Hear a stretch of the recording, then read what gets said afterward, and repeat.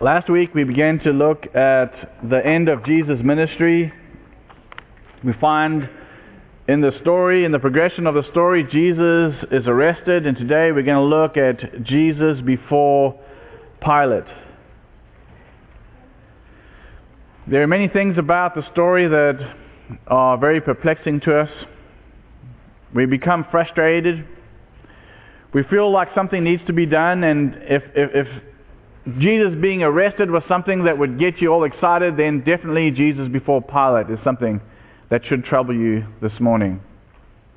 Everything about the story is so wrong.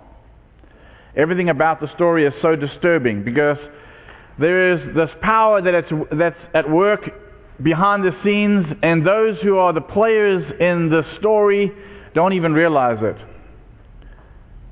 What's interesting about the story is that everything that's transpiring is happening according to God's will. And those who are doing things, thinking they're doing the good thing or the right thing, are actually doing the wrong thing. And in their efforts to do the right thing, while they're doing the wrong thing, they're actually making things go in God's direction. Everything is working towards what God wants to have happen. It's a mess when you think about it. Everything that's good and everything that's bad about the story is all working in one direction. In our lives, we think when things are going our way, everything is good. When we think everything is going against us, it's bad. That's just how we think as human beings. But what we find in the story is sometimes even the things that are going against us are actually for us. And sometimes the things that we think that are for us and are helping us are actually hurting us. And we see that in the story. In the story we find Jesus, after he's arrested, he's taken to Caiaphas. And this inquest takes place. I don't even know why they did it. They knew what they were planning to do. The ultimate goal was to get Jesus murdered in some way, to get the Romans to somehow sentence him to death. That was the goal. That was the plan. By this point in the story, Judas has already gone out and committed suicide. He thought that somehow, if you look at the gospel writers, that he could somehow hand Jesus over to the authorities. They would find him innocent and let him go. For Judas, it would have been a win-win. He would have been okay. His conscience would have been clean. He would have got his 30 pieces of silver, and he would have cashed in the influence and the connection he had with Jesus, and he would have gone away well paid. But of course, for Judas, it didn't turn out so good. And here we find Jesus being interrogated. We know from the story that Peter and John followed Jesus. They went into the courtyard. They found their way into the courtyard. John was able to make this happen. And you'll remember this is the moment when Jesus looks over at Peter, and after he denies him 3 times, he realizes what he has done. Everything about the story is terrible. All the work that Jesus had done up until this point is seemingly being unraveled. There are some today who believe that Jesus came to the earth to set up an earthly kingdom, and it was foiled.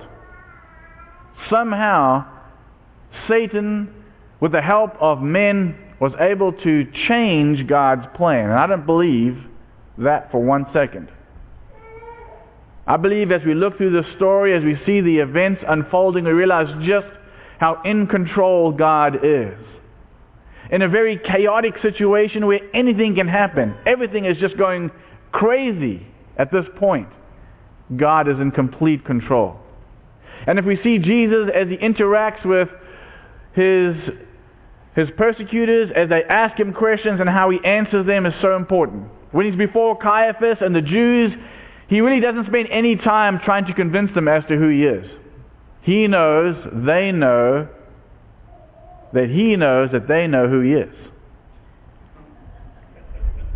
Everybody knows what's going on, but nobody's saying anything. Isn't that how politics works today? We know, they know, that we know, they know, that they know, we know. But nobody says anything? That's what's happening here. Everybody knows what's going on, but they're trying to play this game, you see, because this is for the people's sake. This is for their benefit. And Jesus doesn't answer them because he realizes he's not going to convince them if he hasn't convinced them already. And so they pass him along and think, okay, well, we've got what we needed to get. We haven't started a riot. People haven't come up against us and challenged us, and we can move on to the next stage of our plan, and we're gonna have him before Pilate. Now, I don't know how early it is in the morning, but I can't imagine a Roman official like Pilate wanting to be woken up that early in the morning. I'm sure it must have been just as the sun came up, it seems, they were going over to the palace. We're told by the story that they didn't want to enter the palace because they wanted to celebrate the Passover, so they couldn't have any physical interaction with Gentiles. They couldn't go into this building, so they stood on the outside. Can you imagine the pathetic view we have here? The leaders of Israel are on the outside looking in as they hand Jesus off. And as they're yelling into the courtyard, telling Pilate what they want to have happen. And of course, it doesn't take Pilate long to figure out who Jesus is. Isn't that amazing? I think Pilate was a really smart guy. Now, he was a human being, and he had his own issues. You'll remember from the story that his wife tells him, don't have anything to do with this guy. Don't have anything, don't defend this guy, don't put yourself out there, this is going to get you in trouble. So when Jesus comes before you, you leave him alone. And of course, like a good husband, he takes the advice of his wife, and he has nothing to do with Jesus. You'll remember in the story, he actually washes his hands. He washes his hands of Jesus. And he says, this is on you. And you'll remember the Jews say, yes, it's on us. Let it be on us. We'll take this one. Whatever happens, we'll take this one. Did they really understand what they were doing?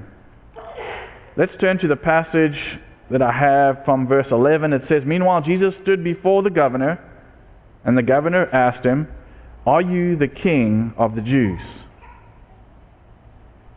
Yes, it is as you say, Jesus replied. When he was accused by the chief priests and the elders, he gave no answer. Then Pilate asked him, don't you hear the testimony they are bringing against you?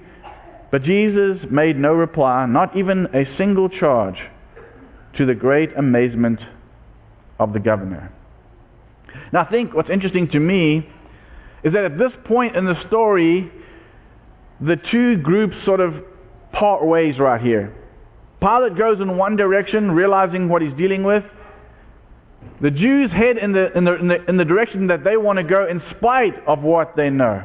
Pilate learns who Jesus is right here. It's interesting to me that Pilate asks Jesus flat out. Jesus gives them the exact answer the Jews should have been asking, and the answer the Jews should have accepted. And yet, Pilate asks the question, and he gets the answer. Now, I think that's really interesting. The reading that we had out of Isaiah 53 says that he was silent. He was silent. But you know, this is the amazing moment in the story, because he wasn't silent. He wasn't silent to Pilate. You see, because he had done everything he could for the Jews. This was not just the end for Jesus. This was the end for them. This is his moment to convince Pilate. I don't know what Pilate's life was like after this. I don't know what kind of impact this must have had on him. Did it change him in some way? Did it have a long-term effect on him? I don't know. But he asked him the most important question. And this is the question that we are asked when we first believe. Do you believe that Jesus Christ is the Messiah? Do you believe that he is the Son of God? We've all been asked this question. If you have not been asked this question, it's the most important question you'll ever be asked. It's the most important statement ever made. Jesus replies, yes. And our reply is, if we are followers of him, our reply is yes. Now, fortunately for us, we are not under these conditions. We are not asked to prove our faith under these conditions. Usually these are positive moments. We're exhilarated, we're excited, we can't wait to enter that grave, that watery grave, and then come up a new creature. We can't wait to do that. This is quite the opposite. This is the moment Jesus was really concerned about. We remember we looked at him in the garden when he prayed, and he was under so much stress that the sweat fell from his face like blood. We are fortunate that we don't have to go through that. This is both the greatest moment in history for us, for believers, and yet to me I would say this is probably the darkest moment in history for us as human beings. This was our moment to shine. This was our moment to stand for God. And in so many ways, pretty much, as human beings, we deserted him. Those who were closest to him fled. Those who were asked if they had any connection to him denied it. And someone even committed suicide. This is a dark moment for us as human beings. I think there are a few questions perhaps we should ask, and not just of what happened at this particular point in history, but ask it of ourselves. Could man get any lower than this? Could these people have gotten any worse than this?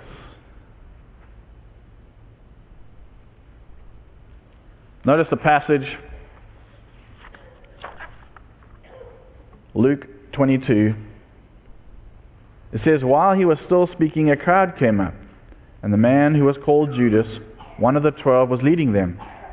He approached Jesus to kiss him, but Jesus asked him, Judas, are you betraying the Son of Man with a kiss?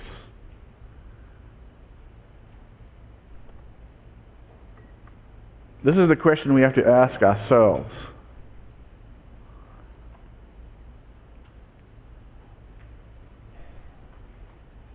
Can we get any lower than this?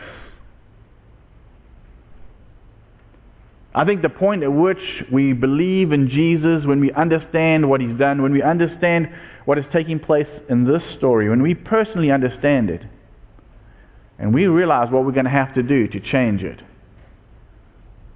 there is something that we feel that is almost indescribable. We understand for just a brief moment just how low we are.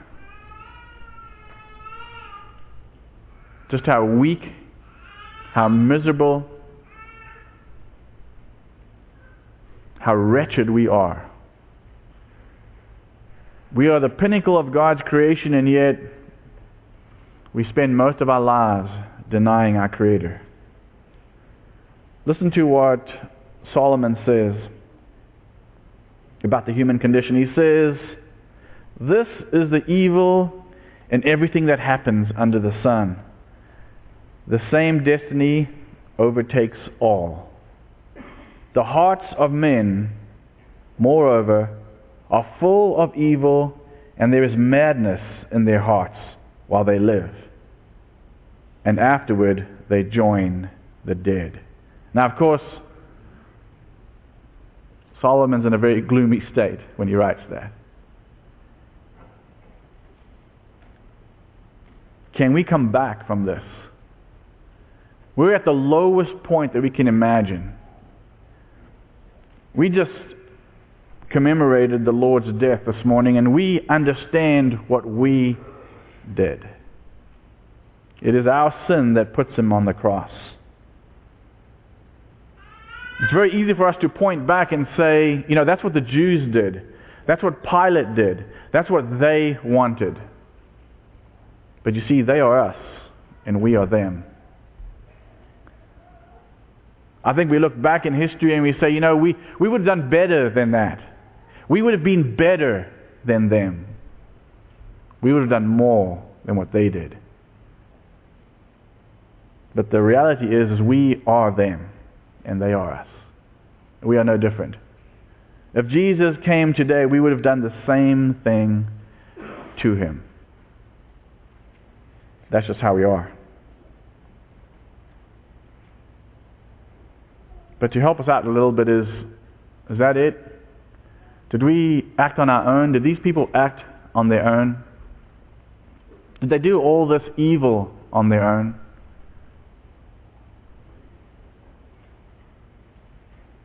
There is some part of the story that we are responsible for. There is our part that we play in the story. There is the blame that we should share, but we're not alone. We're not alone. Notice what John writes. He says, the evening meal was being served, and the devil had already prompted Judas Iscariot, son of Simon, to betray Jesus. We play a big part in the story. We share in the guilt. But the truth is also that we are not alone. One of my favorite passages is this one out of Genesis chapter 4. This is God trying to convince Cain of where he is. You have these thoughts and you have these feelings and you're about to do something really bad. And this is what God says to him. The Lord said to Cain, then the Lord said to Cain, why are you angry? Why is your face downcast? If you do what is right, will you not be accepted?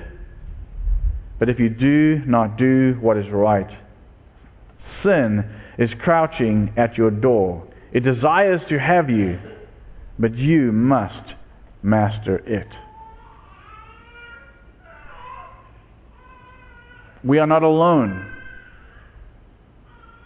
Yes, we can stoop to such lows in our lives. We can really scrape the bottom of the barrel. We can really get ourselves dirty and get down in it. But we have to realize that we oftentimes get a little help. We get a little push in the back. Now, of course, we accept it. Here, God is trying to convince Cain to realize what is happening. You're being encouraged to do something that is not good. Somehow, you're going to have to find a way to control it. Maybe we don't carry all the blame. But even the influence that we have upon us, we have some way of dealing with it. We must find a way to master our lives, to understand the influences upon us. I can't imagine in the story as it was unfolding, as Jesus went from Caiaphas' house to Pilate's palace, the momentum of the crowd that was just moving them. We speak about crowd violence today. To me, it's amazing how even sometimes a peaceful rally can turn into just utter violence. You'll remember from time to time a sports team will win some particular contest, and then all of a sudden the crowd goes out in the streets and they start burning cars and breaking in windows and stealing things. We go from celebrating because our team won to inflicting all kinds of horrible things on other people. Crowd violence. As individuals, we can't allow ourselves to get to that point.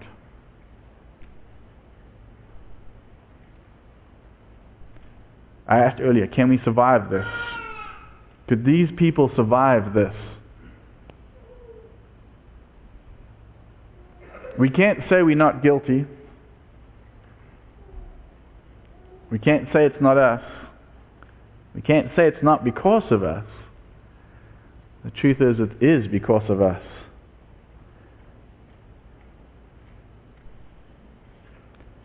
In the first sermon,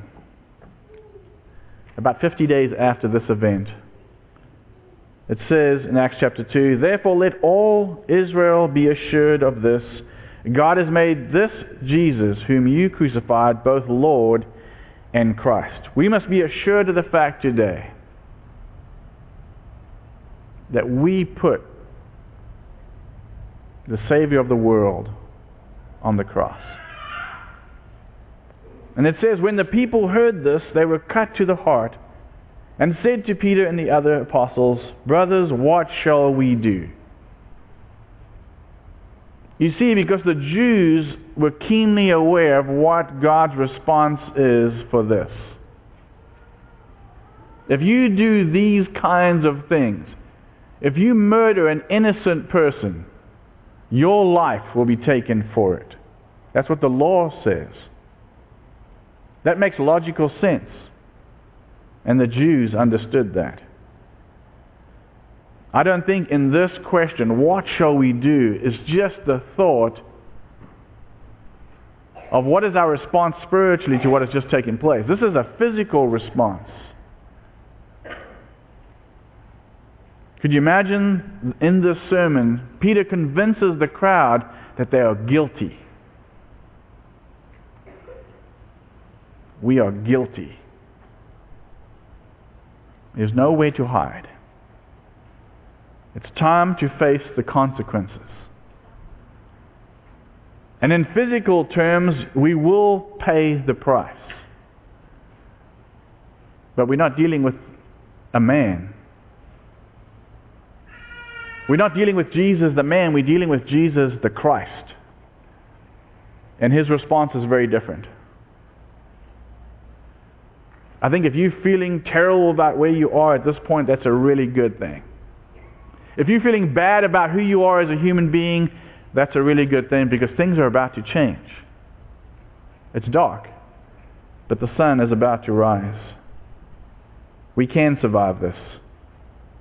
Look at what the Hebrew writer says in chapter 4. He says, "Therefore, since the promise of entering his rest still stands, let us be careful that none of you be found to have fallen short of it. For we also have had the gospel preached to us, just as they did. But the message they heard was of no value to them, because those who heard it did not combine it with faith." Can we come back from this? And the answer is yes. Just like the story itself, this is the lowest point in human history. We couldn't get any lower than this. And yet at the same time, the light was at the end of the tunnel. What God was working towards was right there. It was 3 days away.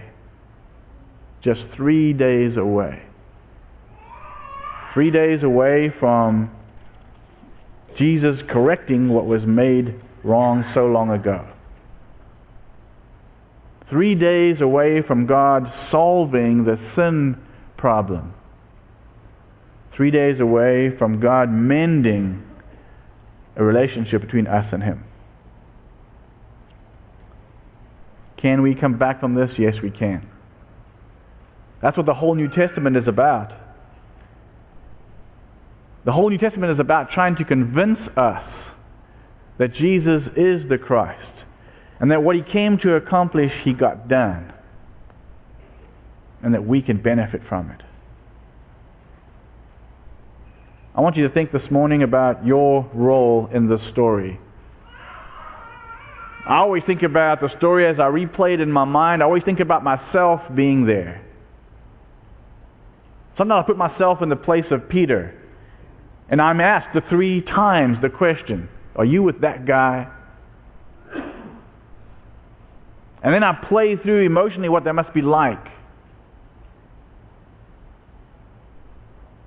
We need to put ourselves there to really understand, to really feel what we need to feel. Yes, we can't get any lower than killing Jesus. There's just no way. We're responsible for that, and we should pay for that, and yet we will not. But we must understand that we are not alone. We do not operate alone. We have some help.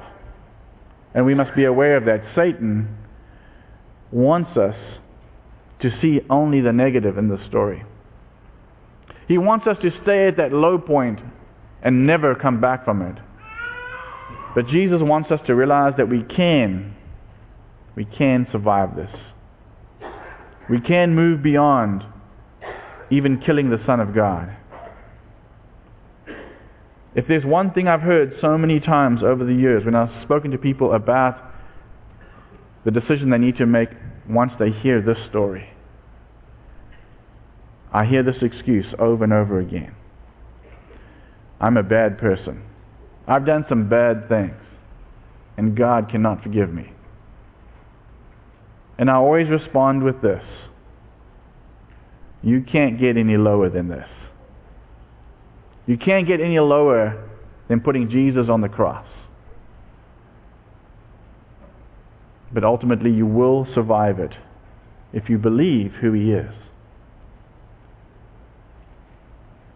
I think there are times like this when we need to get ready for what is about to take place. In a couple of weeks, the world is going to celebrate Easter.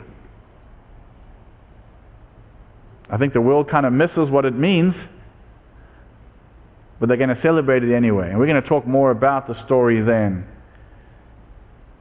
It's going to be a little bit more positive. You're going to have to wait 2 weeks. You're going to have to sit in anxiety for 2 weeks to get the end of the story. But that's okay. A little bit of self-introspection is a good thing. But when you leave here this morning, I want you to know that there is hope. If you've been studying and you know what it means to be a Christian, then you've seen the light at the end of the tunnel. This is going to be your opportunity. We're going to have a song sung for you to encourage you to come forward. If you've been living the kind of life you shouldn't be living and you need to make some changes to your life, this is your moment. This is your moment to make those changes.